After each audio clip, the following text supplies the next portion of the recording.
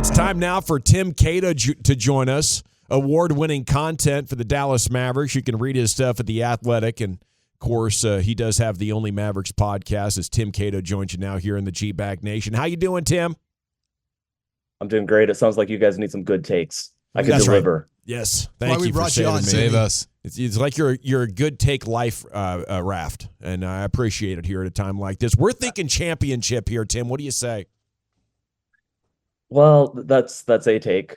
That's a take. Damn it. This team has a ceiling. This team has a higher ceiling that I don't think that they've fully shown exactly how high it is and exactly how far they can go. Look, I think when you have Luka Doncic, and I think when you have a co-star for him, and I think when you put a bunch of good players around him, your ceiling's pretty high. I don't know if it's championship high. That might be a touch ahead of ourselves. That might be a touch reactionary to a 7-game winning streak that admittedly did feature some wins against teams that are not so good. Certainly Thursday night, last night, against Phoenix, that was a statement win. I think this team's ceiling is very high. And I just think it's a little too early. It's, there's no need to worry about, is this quite championship level yet? They're going to show us one way or another in the next few weeks. Exactly how good they are. And there might not be a need. You're right about that. But as our Zach Wolchuk showed us in the first segment, it's a lot of fun. Man, it is. So much fun, man. I did it, Tim. I after last night, I'm looking at the Western Conference. It's so wide open. I do have a lot of respect for Jokic and the Nuggets, but not enough. But the depth that this team has. I mean, when Dante Exum comes back, it's like, who's he taking minutes away from right now? I mean, the center position, a lot of their weaknesses that we were complaining about and you've written about when it comes to defense and rebounding. You've got Luka locked in defensively, and he's talking about that post game. And you mentioned it with Kyrie and Luka in a 7-game series. I mean, you look at the West. I don't know that there's a team that necessarily they can't beat. I think that's fair. I think that there are teams that I would not favor them against, but I think that the ceiling is rapidly approaching, there's no team they don't have a chance against. I think the biggest thing for me watching last night is just they have versatility. Even 2 years ago, they went to the conference finals. They went to the conference finals with one recipe, with one game plan, with a exact set of players. You guys remember, they were trying to get some competent minutes out of Josh Green, who had, certainly has developed so much, in the 2 years since he was pretty much benched down the stretch of that postseason run. And they ran Reggie Bullock and Dorian Finney-Smith into the ground.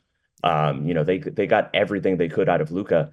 This time they can play small ball. They can play 5-out with Maxey for most of the fourth quarter. That's the option they chose at center. But they can also play big ball. They can put this new center duo. And what if Derek Lively is still a 20-year-old and it doesn't quite make sense? They've got a vet behind him. They've got other options. They can play real small ball. You can play PJ Washington at the 5. That's what good teams do in the postseason. They have a lot of options. They have a lot of types and styles that they can play, and a good coach will rotate through and find which, dynamic is going to work against a specific matchup. And I think for the first time in the Luka era, Dallas finally has that, and that is so important. Talking Mavs with Tim Cato of The Athletic here in the GBag Nation. Outside of health, Tim, what would you say is your biggest still remaining question or two about this team?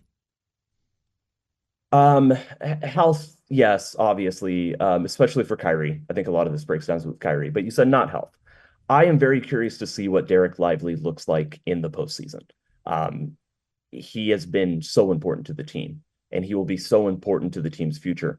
He is also a non-shooting big man, and I want to see if they can switch with him. I want to see if he can keep up a little bit with, wings and, even to an extent guards. I want to see whether he can bully teams that, let's say there's another team that's going to go small. And you look around the West, there are a lot of slow-footed centers. Last night it was totally blanking. The guy Nurkic. Thank you, Nurkic. But there's also Valanciunas. There's right. Zubac. There's a lot of centers that Luka is so good. He is going to hunt those guys relentless. Even Gobert. Every possession. Yeah. Yeah. And yes, we saw that. We saw that a couple years ago, And so at some point, some of these teams are just going to take these centers off, play small. Sometimes Dallas should go out and try to match them. Sometimes I want to see if a center like Lively can overpower them, if he can stay on the floor and then give them a size advantage that they haven't really had in this era. And yes, we're kind of assuming right now they're going to make the playoffs. I would be shocked if they didn't. It's not set in stone. I would be very, I expect this team to be out of the play-in. I expect that the 7-game run that they're on is a true indicator of how good they are and that it's finally coming together, that all the health and all the injuries, all that stuff, knock on wood, has melted away, and we can just talk about what this team actually is on the court. I think that's all fair. But yes, I just wanted to say that as I zoom forward with over a month left in the season, really 2 months, month and a half. Yeah, we're not there yet, but this is what the team is also starting to think about cautiously, not losing focus on what's ahead. But these are things that I think the team is also at least starting to play around with in a more serious way than they were before this run and before the All-Star break. It's Tim Cato here from The Athletic talking Mavs. How great of a fit on both ends has PJ Washington been? He's been very good. He's big, and there are times where his defensive instincts aren't quite, they're not elite. This isn't going to be an all defense guy, but he is so versatile and he fits so well into the system. Dallas is really trying to, bring back heavy rotations. They've had these principles called Xing out to the corner. It's where people swap. No need to get into it on the radio waves. Last night they're doing even more aggressive, kind of shading help over. You saw Luka just guard KD sometimes. And the reason that they trust Luka to do that, even though he has been better defensively, is that they're going to shade help over.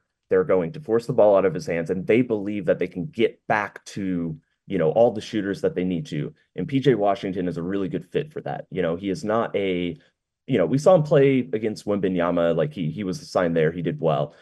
I think for the most part, where his value is going to come defensively for this team is as a help side guy.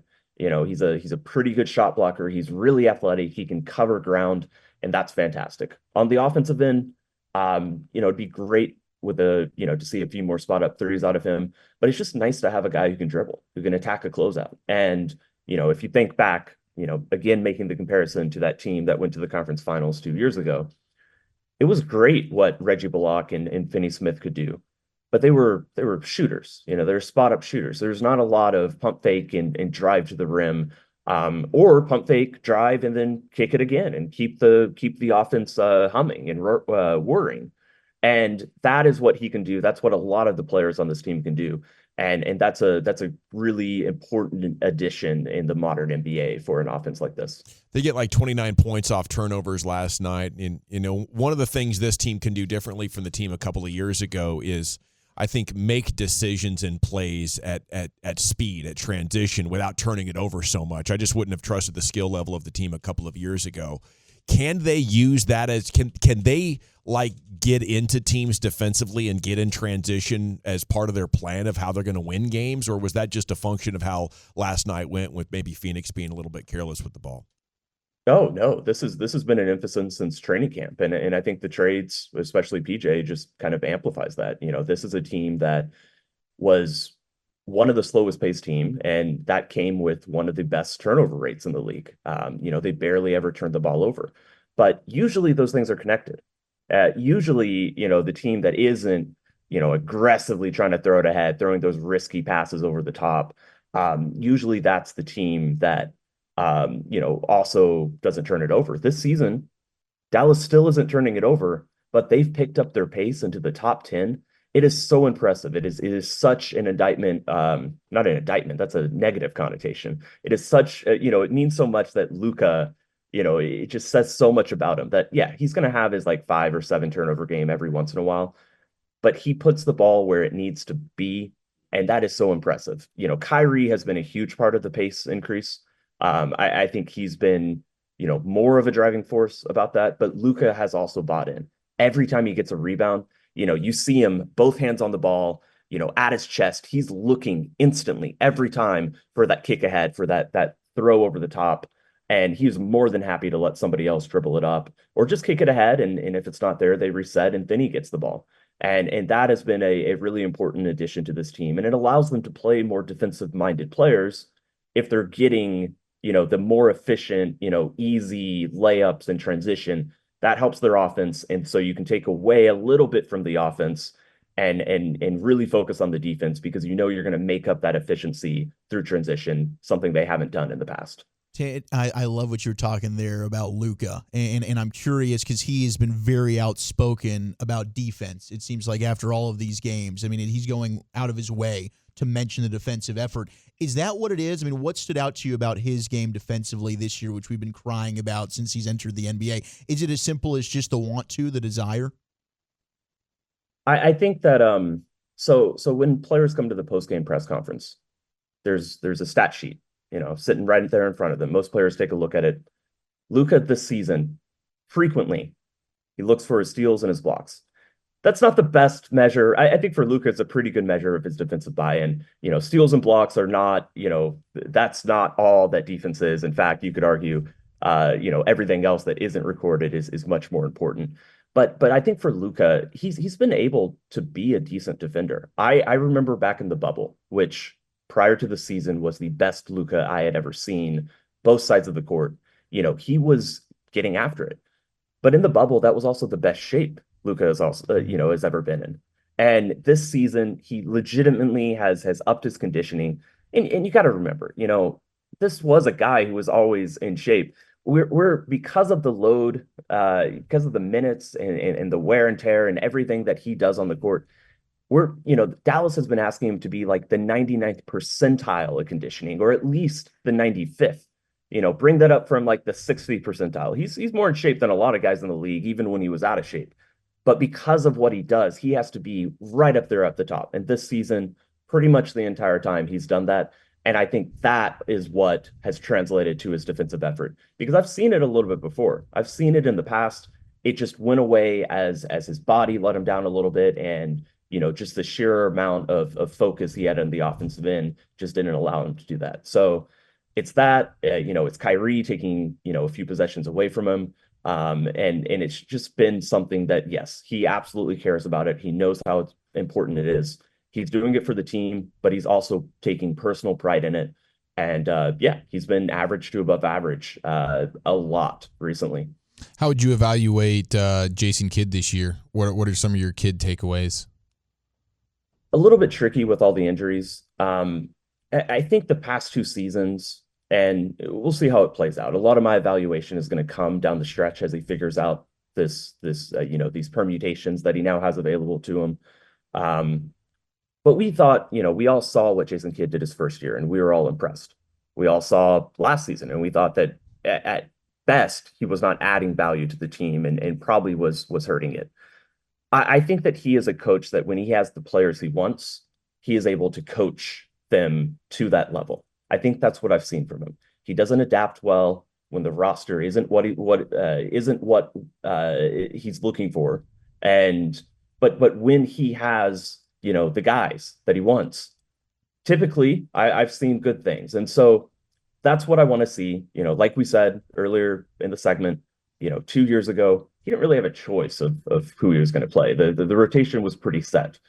This year is more of a challenge. And I think that for Dallas to really overachieve or, just be someone who can win a couple rounds, he's going to have to find those right combinations. But they're there. They're available. And so that's what I want to see from Jason Kidd. And I think this stretch in the postseason will say a lot about how I kind of analyze what his season has been this year. Can things get even better for this team when Exum hopefully returns?